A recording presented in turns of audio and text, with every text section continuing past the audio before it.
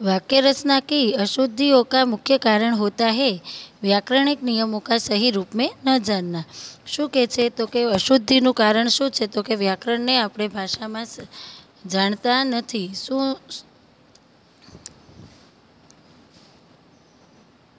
अतः हमें बोलने या लिखने के समय इस बात का खास ध्यान रखना चाहिए कि हमारे द्वारा जो कुछ कहा या लिखा जाए वह बिल्कुल स्पष्ट, सार्थक और व्याकरण की दृष्टि से शुद्ध हो। આપણે જે લેખન કરીએ એમાં શું ધ્યાન રાખવું પડશે તો કે જે કાંઈ બોલીએ અથવા લખીએ એમાં બિલકુલ સ્પષ્ટ અને સાર્થક એટલે કે જે વાક્યને બેસતું હોય જે અને व्याकरणની दृष्टिएથી કેવું હોવું જોઈએ તો કે शुद्ध હોવું જોઈએ। यहाँ हम शुद्ध वाक्य रचना के संदर्भ में जानकारी प्राप्त करेंगे।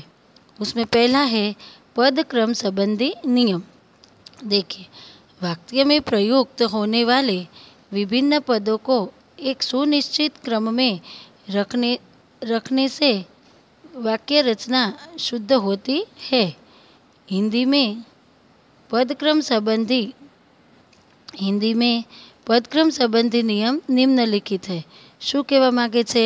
પહેલાં તો એની વ્યાખ્યા સમજીએ કે વાક્યમાં જે પ્રયુક્ત એટલે કે જે થવાવાળા વિભિન્ન જુદા જુદા પદો હોય છે એને યોગ્ય જગ્યાએ રાખવા માટે વાક્ય રચના શું થાય છે એને યોગ્ય જગ્યાએ ગોઠવવાથી વાક્ય શુદ્ધ થાય છે એટલે કે સાચું થાય છે।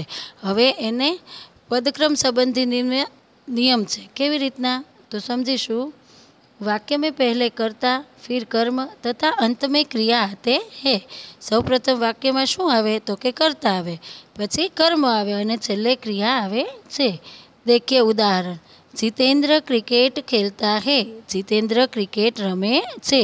तो आमां कर्ता कोण थयुं? तो कर्ता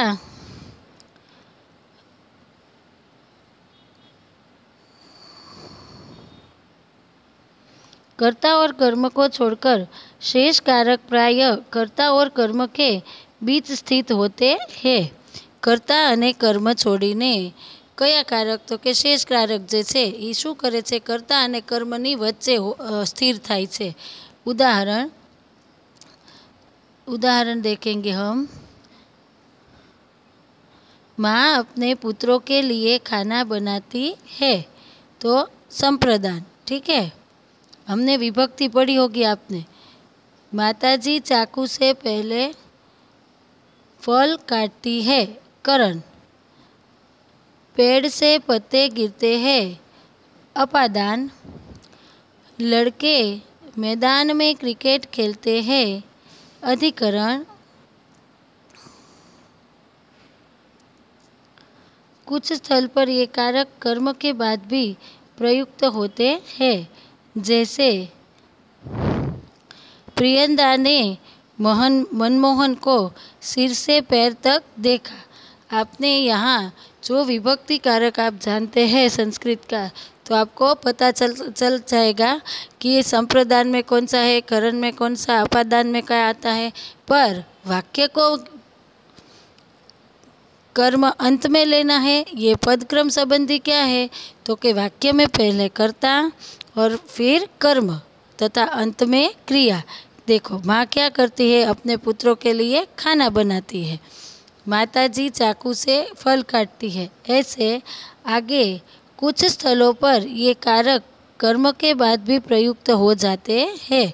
कईक स्थलों पर आ कारक कोने पछी तो कि कर्म पछी पण प्रयुक्त थाय छे। केवी रीतना? प्रियंदा ने मनमोहन को सिर से पैर तक देखा। बराबर से किसने देखा? तो प्रियंदा ने। क्या देखा? मनमोहन को। ठीक है, ऐसे फिर आएगा प्रश्नपद। प्रश्नवाचक पद के विषय से ठीक पहले प्रयुक्त होता है। उदाहरण देखेंगे हम। देखिए, अपराधी का पता चला? प्रश्नार्थ चिन्ह। क्यों यह सम्राट अशोक की राजमुद्रा है? प्रश्नार्थ चिन्ह। आपको न्याय का अवसर देना चाहता हूँ, आप तैयार हैं? इसमें क्या होगा? प्रश्नार्थ वाक्यों में पहले आ जाएगा। फिर चौथा है क्रिया विशेषण सदैव क्रिया के पूर्व आते हैं। क्या होगा? जो विशेषण है, देखो मोहन चल रहा है, ये सिंपल वाक्य होगा, पर यहाँ कौन सा है तो कि विशेष वाला वाक्य है। मोहन धीरे धीरे चल रहा है, ठीक है। यहाँ धीरे धीरे क्या हुआ? क्रिया का विशेषण हुआ। श्याम तेजी से दौड़ रहा था, उसका पहले सादा वाक्य सिंपल वाक्य कौन सा बनेगा? श्याम दौड़ रहा था, पर इसमें क्रिया विशेषण कौन सा आया? श्याम तेजी से दौड़ रहा था। फिर नेक्स्ट, वाक्य में विविध पदों के बीच तर्क संगति होनी चाहिए। शू होવું જોઈએ? तो कि એકબીજા जुदा जुदानी वच्चे तर्कनी संगति होवी જોઈએ। केवी रीते? उदाहरण देखेंगे हम।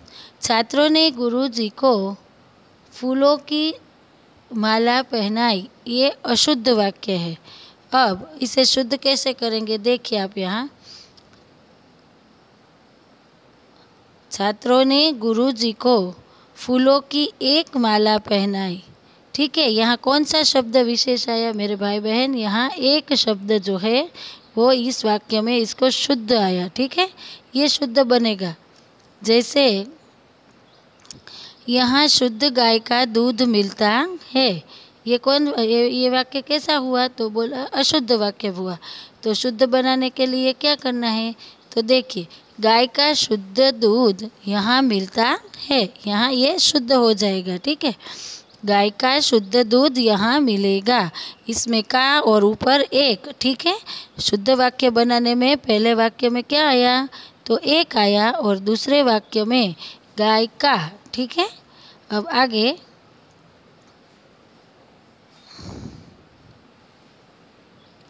न या नहीं का नकारात्मक अर्थ में प्रयोग क्रिया से पहले होता है। कैसे? देखिए, हम उदाहरण देखेंगे। शिक्षक महोदय घर पर नहीं मिलेंगे, शिष्य क्षमा नहीं मांगेंगे। न या नकारात्मक वाक्य, हम गुजराती में पण આપણે નિષેધ વાક્યો કરીએ છીએ, ખબર છે ને? પહેલાં નકારાત્મક એટલે જેમાં નાનું ઉચ્ચારણ હોય, એવી રીતના ન या नहीं या नकारात्मक, ठीक है। देखिए, ये वाक्य है शिक्षक महोदय घर पर नहीं मिलेंगे। આપણે કરીએ છીએ નિષેધ વાક્ય જેને કહેવાય ગુજરાતીમાં। તો शिक्षक महोदय घर पर તમને મળશે નહીં। બીજું છે शिष्य क्षमा नहीं मांगेगा, तो के शिक्षक तुम्हारी माफ़ी मांगशे नहीं, शिक्षक माफ़ी मांगशे नहीं। 7 में देखेंगे, आग्रह के लिए न अव्यय का प्रयोग वाक्य के अंत में होता है। क्या होगा? આપણે કોઈને આગ્રહપૂર્વક કહીએ કે ચાલો ને મારી સાથે, આવો ને, કોઈને આગ્રહ કરીએ, આગ્રહમાં ખબર પડે ને આપને, એમ। ये देखिए उदाहरण, चलोगे ना, તમે આવશો જ ને, એમ આપણે કોઈને પૂછીએ ને, તો આ ન અવ્યય છે એ આમાં વપરાશે। કેમાં? देखिए उदाहरण, चलोगे ना, तुम भी जाओ ना, ठीक है, ऐसे।